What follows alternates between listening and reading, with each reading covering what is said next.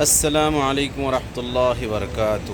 ناظرین و سامعین، اس وقت آپ میرے پیچھے ایک مسجد دیکھ رہے ہیں۔ اس مسجد کا نام ہے مسجد الغمامہ۔ آئیے آج اس مسجد کے تعلق سے مختصر تعارف اور اس کی بہت ہی مختصر تاریخ آپ کے سامنے پیش کرتے ہیں۔ جی ناظرین، یہ ہے مسجد الغمامہ۔ یہ مسجد دور حجاز کی قدیم ترین مسجد ہے۔ تاریخ اسلام کے مساجد میں اس کا شمار ہے۔ اللہ کے رسول صلی اللہ علیہ وسلم نے اس مسجد میں ایک موقع پر عید کی نماز ادا کی تھی۔ خود آپ صلی اللہ علیہ وسلم نے اس کی امامت بھی فرمائی تھی۔ اس مسجد کا نام مسجد الغمامہ اس لیے رکھا گیا ہے، جس کی وجہ تسمیہ یہ بتائی جاتی ہے کہ جس دن آپ صلی اللہ علیہ وسلم نے عید کی نماز پڑھائی تھی، اس دن آسمان پر بادل چھایا ہوا تھا، آسمان ابر آلود تھا، اس لیے اس مسجد کا نام بھی مسجد الغمامہ رکھا گیا۔ ظاہر سی بات ہے، ہم عاشقان رسول کے لیے یہ مسجد بہت ہی زیادہ عظیم ترین مسجد شمار ہوگی، کیونکہ پیارے آقا صلی اللہ علیہ وسلم نے یہاں عید کی نماز ادا کی تھی، اور انشاءاللہ یہ نظام تا قیام قیامت باقی رہے گا۔ پہلے یہاں نمازیں نہیں ہوا کرتی تھی، اب الحمدللہ اب یہاں نمازیں بھی ہو رہی ہیں۔ زائرین کے لیے، حجاج کرام کے لیے، معتمرین کے لیے اب اس مسجد کو اوپن کر دیا گیا ہے۔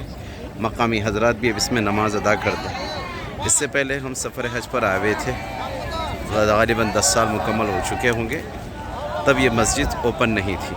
تو اس مسجد کی دو چیزیں ہمارے سامنے ہیں۔ ایک تو یہ کہ اللہ کے رسول صلی اللہ علیہ وسلم نے یہاں پر عید کی نماز ادا کی تھی۔ دوسری، حبشہ کے بادشاہ کی نماز جنازہ، نجاشی کی نماز جنازہ آپ صلی اللہ علیہ وسلم نے غائبانہ اس مسجد میں ادا فرمائی تھی۔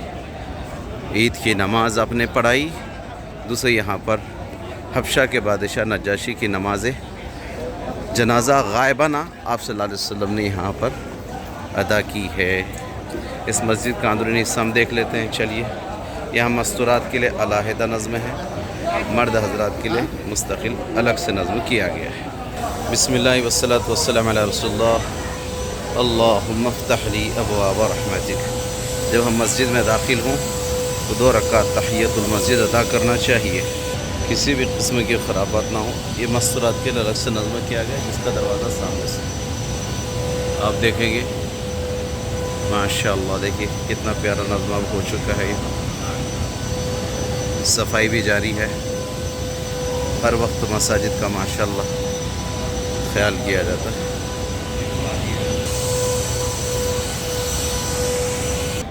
یہ مسجد کا باہر سے آپ پورا منظر دیکھ لیں۔ یہ مسجد نبی صلی اللہ علیہ وسلم سے 500 میٹر کی دوری پر ہے، حی علی الصلاۃ کی جانب ہے۔ مسجد الغمامہ کا حی علی الصلاۃ والی جانب کا یہ منظر اب ہم سامنے چل رہے ہیں انشاءاللہ۔ یہ دیکھیے ماشاءاللہ سامنے سے، یہ دیکھیے ماشاءاللہ، سبحان اللہ، الحمدللہ۔ ایک بات مزید آپ کے علم میں آ جاوے ہم بتا دیتے ہیں۔ اس مسجد کی چھت پر مکمل 6 گنبد ہیں۔ اس سامنے سے آپ دیکھ رہے ہیں 3، اس کے پیچھے اور 3 ہیں، ادھر سے دکھا دیں گے آپ کو۔ یہ جو بیچ والا گنبد ہے، یہ اصل مسجد تھی اور اتنا حصہ اصل تھا۔ اس کی دونوں جانب کے حصے کو بڑھا دیا گیا ہے۔ جب بھی اللہ آپ کو توفیق دے تحیۃ المسجد 2 رکعت نماز ادا کرنے کے لیے، تو کوشش کریں اس جگہ پر پڑھ لیں، ورنہ پوری مسجد میں پڑھ لیں، کوئی حرج نہیں۔ تحیۃ المسجد ہی پڑھنی ہے، یہاں کوئی کسی قسم کے خرافات ہمیں نہیں کرنا ہے۔ اپنی مستورات کو بھی باپردہ رہنے کے لیے کہیں، اور ہر جگہ اس پورے سفر میں عورت یہاں اگر بے پردہ ہو گئی تو زمانے میں بے پردہ ہو جائے گی۔ یہاں با پردہ رہی تو انشاءاللہ ہر جگہ با پردہ رہے گی، اس کی نسلوں میں یہ پردہ رہے گا انشاءاللہ۔ اب سامنے سے ہم آپ کو 3 گنبد اور دکھاتے ہیں، اور پھر سامنے والی اور چھت پر 5 چھوٹے چھوٹے گنبد بنے ہوئے ہیں۔ یہ دیکھیے، آپ نے 3 گنبد سامنے دیکھے تھے، اب 3 گنبد پیچھے سے ہیں۔ ایک عجیب چیز ایک اللہ کے بندے سے ہم نے پوچھی کہ بھئی یہاں تمامی مساجد پر کبوتر بیٹھے نہیں رہتے ہیں، ہم نے دیکھا قدیم مساجد پر کبوتر بیٹھے ہیں، تو انہوں نے کہا کہ بھائی یہ دیکھیے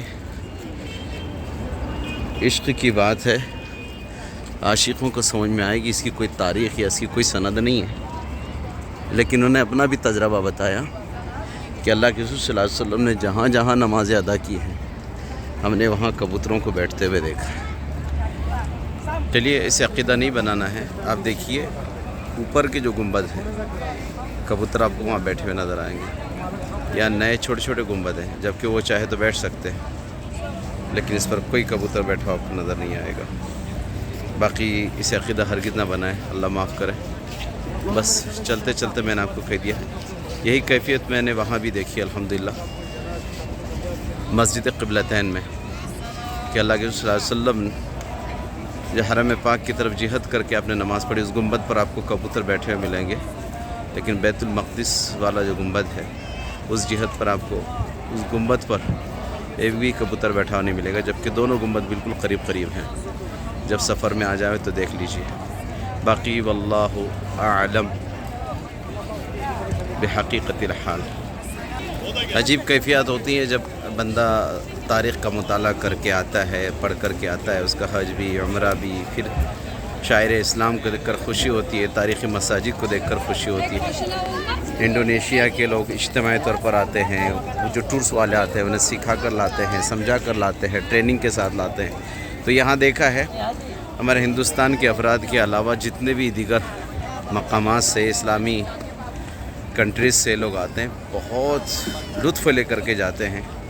اللہ ہدایت دے ہمارے یہاں کے ٹورس والوں کو بھی کہ وہ منظم طریقے سے لوگوں کو لے کر آتے رہیں، سکھاتے رہیں، اور علماء کرام کو بھی اپنے مقامات پر حج کے ایام سے پہلے، عمروں کے وقت میں امت مسلمہ کی رہبری کر سکیں۔ السلام علیکم ورحمۃ اللہ وبرکاتہ۔